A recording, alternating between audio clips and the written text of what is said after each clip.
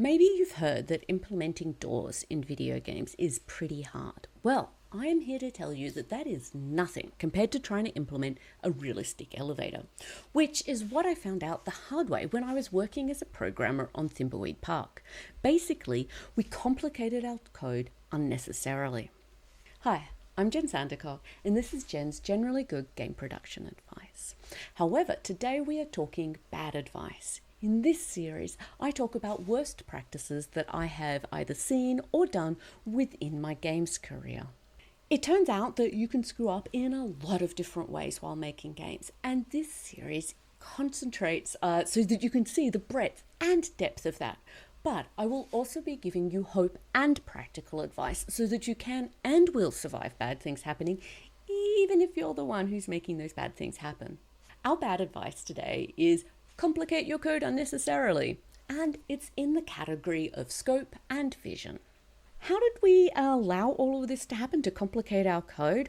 Well, we had so many different special cases. We had a non-playable character inside the elevator who you had to talk to and solve a puzzle to be able to get to the top floor. We had a close-up that you had to look at to see which floor you were on. We had 5 different playable characters which you could switch between while the elevator was moving. We had different lights set up within or outside the elevator. We had a real-time puzzle so that you needed to watch which floor somebody went to, and there was so much to it. And it's hard to explain it all. You're just going to have to believe me that it really was super, super complicated. Why was this bad? Well, we wasted time rewriting our code from scratch 3 times.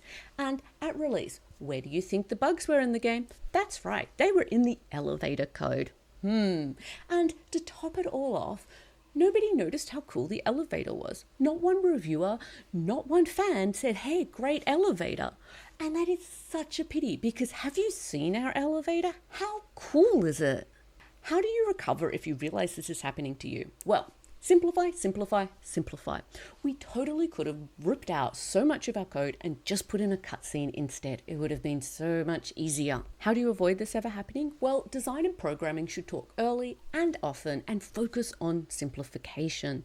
If something does need to be complicated, make sure it's going to be the sort of thing that when players see it, they go, whoa, oh my gosh, amazing. That is, you're going to need to make sure it's a key selling point of your game to justify that complication.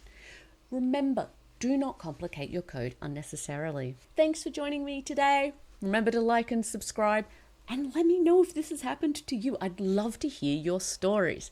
Hope you can join me next time. Bye.